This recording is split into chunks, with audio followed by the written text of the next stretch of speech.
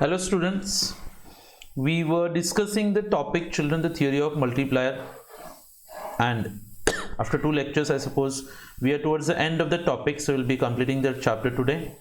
So we have studied about the meaning of multiplier, working of multiplier bataya tha, then we saw those two diagrams related to the working of multiplier and the reverse working of the multiplier.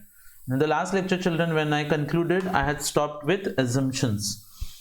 अभी आगे का point अगर हम लोग को समझना है अच्छे से तो assumptions को एक बार मैं रिवाइज करके बता रहा हूं आपको, ठीक है. So how do we go exactly there. So children, when we study the assumptions, सबसे पहला जो assumption हम लोग को बताया गया था वो था कि there should be sufficient availability of goods in the market. Market में गुड्स अवेलेबल होंगे तब जाके लोग खर्चा कर सकते हैं. दूसरा, आपके पास पैसा आने में और आप उसको खर्च करने में कोई टाइम पीरियड नहीं चाहेगा. That means there is no time gap between increase in income and increase in consumption. Okay.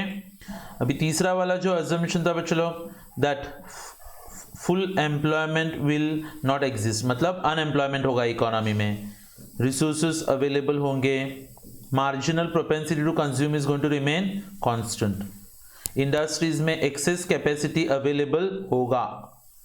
Economy कौन से टाइप का होगा बच्चों लोग? Closed economy, so that there is no export और imports taking place. And lastly there is a need for increase in investment, then only the multiplier will function. अभी जहां पे assumptions होते हैं बच्चों लोग, ऑटोमेटिकली वहां पे आपको मिलेंगे कुछ limitations. So see multiplier children, if it means like it's only the ideal concept of multiplier children. मतलब multiplier will be working children only when some difficulties are solved.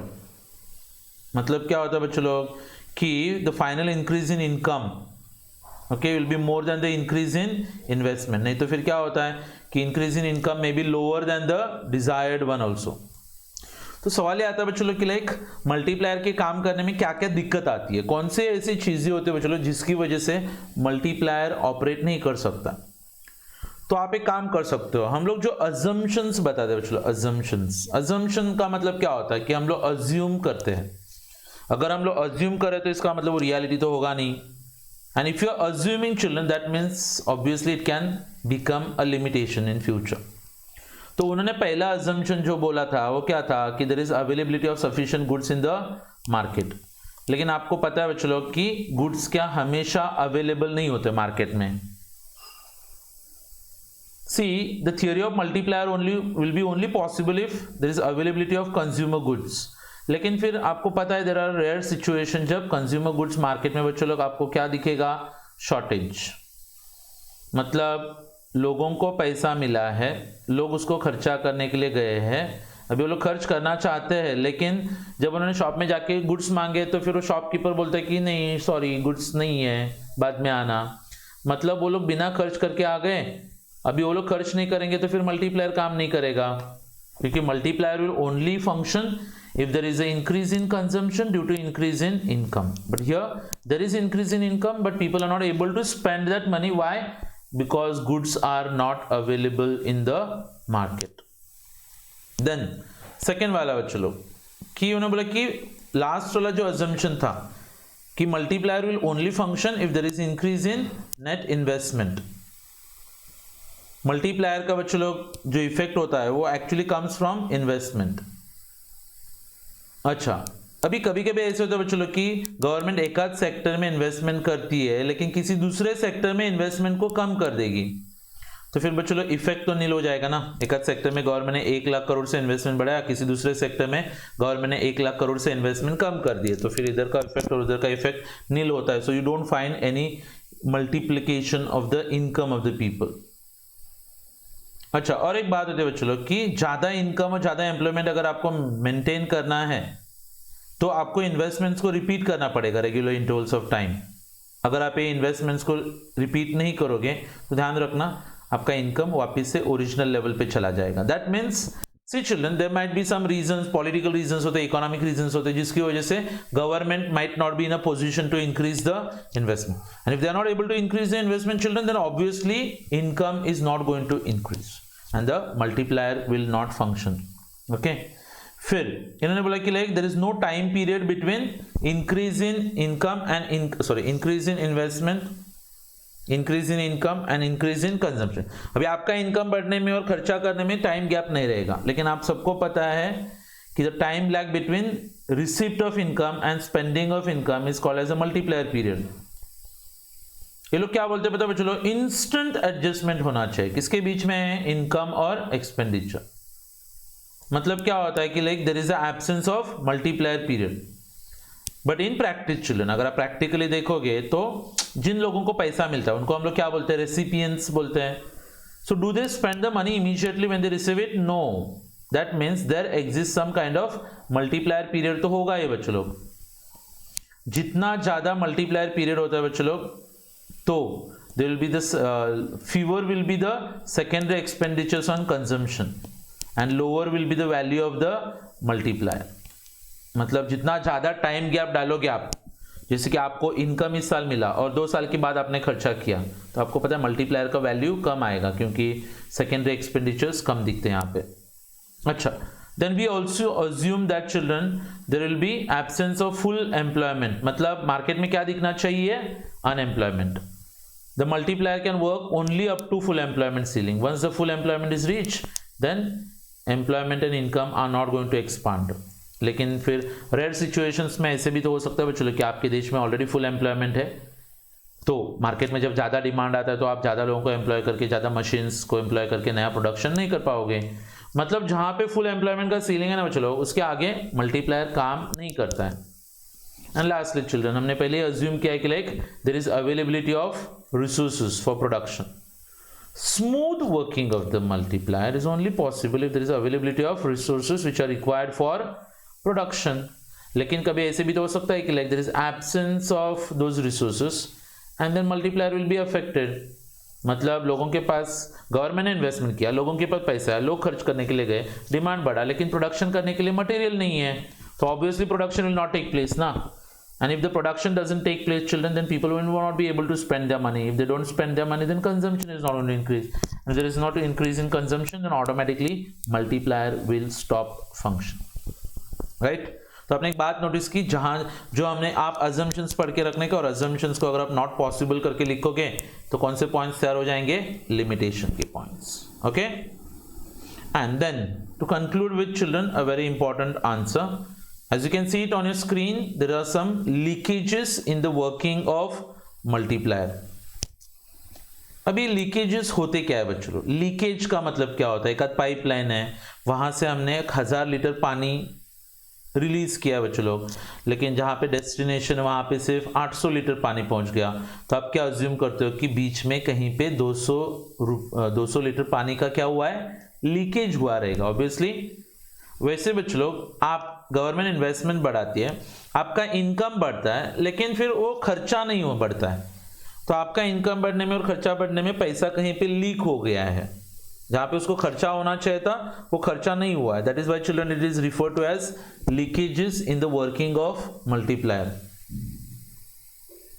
अच्छा, अब तक हमने बच्चों लोग क्या किया था कि लाइक सिर्फ सेविंग्स को लीकेज मानते थे, किसको, सेविंग्स को, लेकिन सेविंग्स के अलावा बच्चों लोग there are many other reasons जिसकी वजह से लीकेजेस आते हैं। So the main leakages in the working of the multiplier are as follows. सबसे पहला, इस सब में आपको बताना है बच्चों लोग कि आपके पास पैसा आया था लेकिन आपने उसको खर्चा नहीं किया।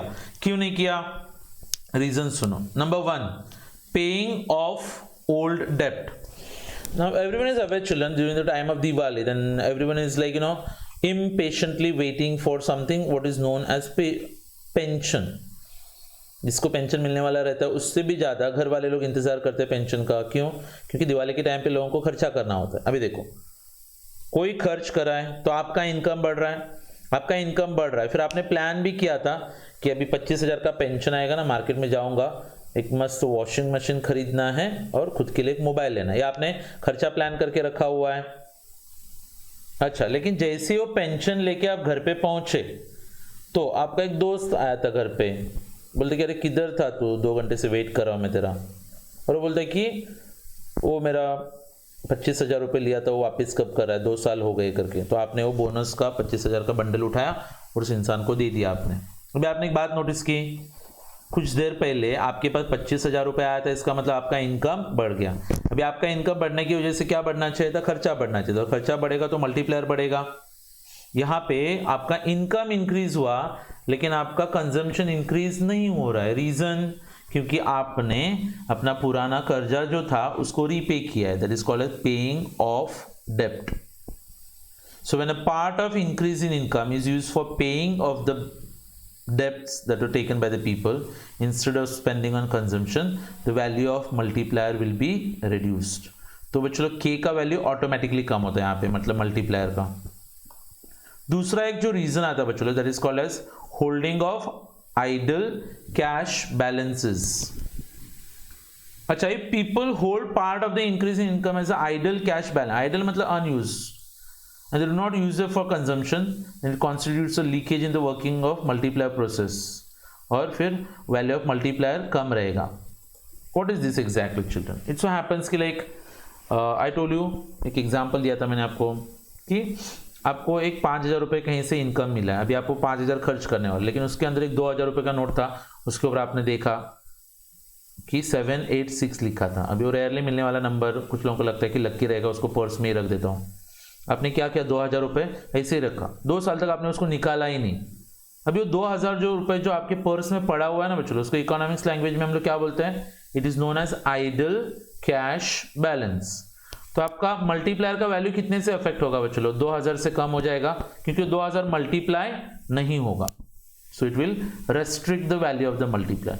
सो पहला था लोन का रीपेमेंट, दूसरा आता है बच्चों holding of idle cash balances, तीसरा होता है बच्चों इंपोर्ट्स।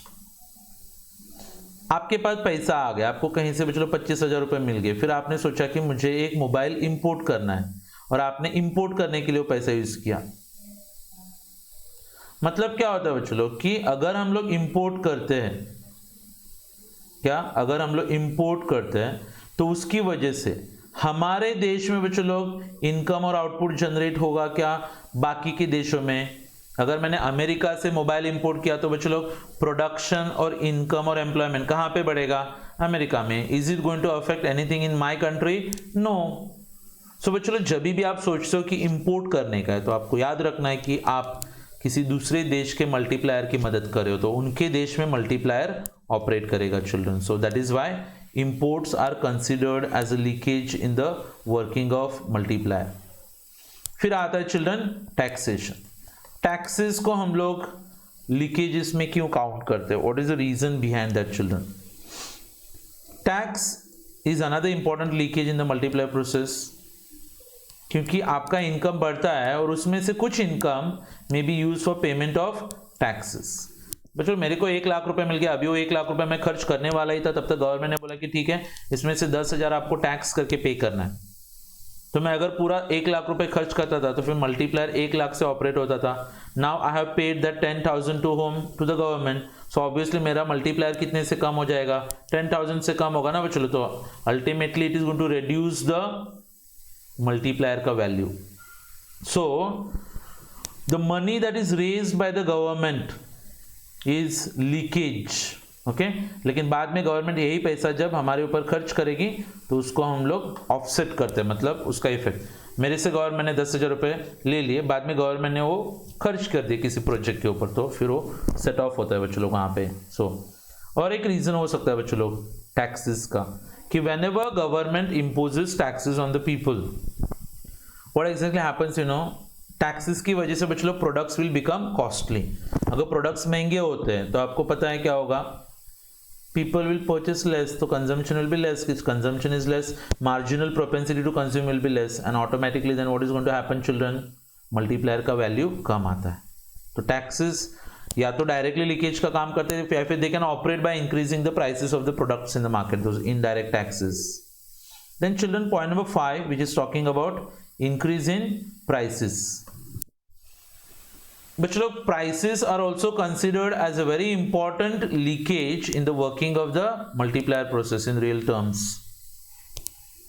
मतलब क्या होता है बच्चों लोग, जैसे ही किसी कमोडिटी का प्राइस बढ़ गया तो लोगों का जो कंजम्पशन होता है ना बच्चों लोग, लोगों का कंजम्पशन वो क्या होगा, लो होगा, लोअर देन एक्सपेक्टेड। मतलब मेरे पास पैसा आ गया, मैं कुछ खरीदने के लिए गया और फिर मैंने देखा कि वो 80,000 में मिलने वाली चीज़ आज 1 लाख रुपए में मिल रही है और फिर मैंने अपना खर्चा कैंसिल कर दिया, तो बच्चों ये पैसा मल्टीप्लाई होगा क्या? नहीं होगा। रीजन क्या है? Because there has been increase in the price of that particular commodity, so the value of the multiplier will be low. Okay, why does this happen children? Because of the increase in prices. But ये जो last वाला point आता है children, which is talking about the leakages in the working of multiplier. अगर मेरे पास ज़्यादा पैसा आता है और मैं घर पे जाते जाते क्या करता हूँ, मार्केट से कुछ शेयर्स और सिक्योरिटीज खरीद के लेके गया, मैंने कुछ कंज्यूमर गुड्स नहीं खरीदे। अब शेयर्स और सिक्योरिटीज को खरीदना यानी क्या बच्चों लोग? Is it called as consumption? No, it's kind of speculation और इन्वेस्टमेंट। मतलब बच्चों इनकम जनरेशन में तो बहुत बड़ा इफेक्ट आने वाला है ना। मेरे को 50,000 का बोनस मिला, घर पे जाते जाते मैंने 25,000 के शेयर्स खरीद लिए किसी कंपनी के, तो बच्चों मेरा खर्चा जो बढ़ेगा उसे 25,000 से बढ़ेगा, क्योंकि ये जो मैंने खर्चा किया इसको आप कंजम्पशन नहीं बुलाते बच्चों, it's a kind of investment that you are making ना, so automatically the value of multiplier will be less. तो आपने एक बात नोटिस की बच्चों लोग, ये सब में हमने देखा है कि मल्टीप्लायर का वैल्यू कम होने के रीजंस क्या होते हैं। तो सबसे पहले आपने पुराना लोन चुका दिया था, दूसरा आपने पैसा ऐसे ही पर्स में रख दिया था, तीसरा आपने दूसरे देश से गुड्स इंपोर्ट किए, चौथा टैक्सेस की वजह से आपका पैसा गवर्नमेंट के पास चला गया, और प्राइसेस बढ़ने की वजह से आपका खर्चा कम हो गया। आपके पास इनकम आया लेकिन आपने मार्केट से क्या खरीद लिए? Shares and securities. सो ये जितने भी ऊपर के पॉइंट्स हमने पढ़ा है बच्चों लोग, तो मल्टीप्लायर का जो डिजायर्ड इफेक्ट होता है वो उसको रिड्यूस करके जाते हैं जब इन्वेस्टमेंट बढ़ता है तब।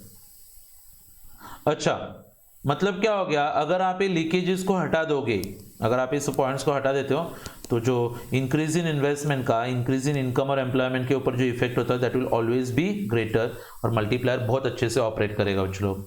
ठीक है, so here a very important chapter children, generally exam में इसको बहुत इंपॉर्टेंस मिलता है।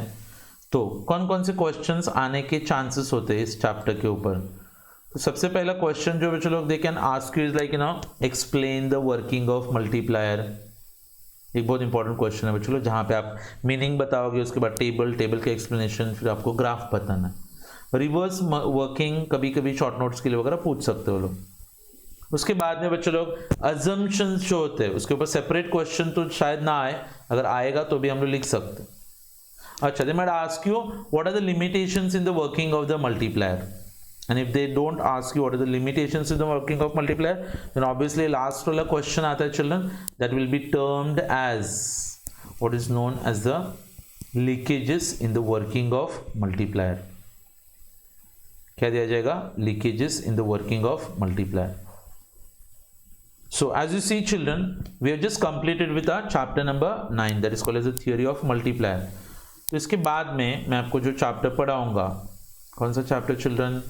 Liquidity preference theory of interest. तो that I think will be completing 2 different modules, 2 modules खत्म हो जाएंगे।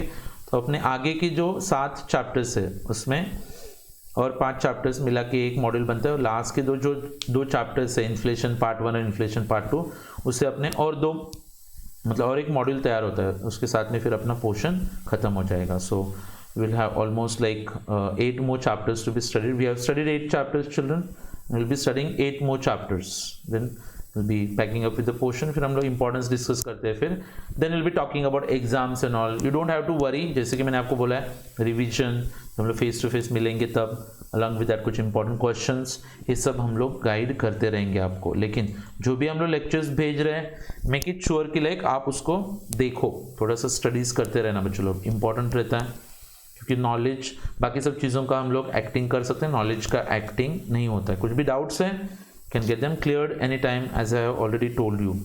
ठीक है, so once we come out of this problem that we are facing COVID-19, so we will be back with our regular studies children, and the things will go as we have planned them. So thank you very much, see you in the next lecture with chapter number 10. Bye everyone.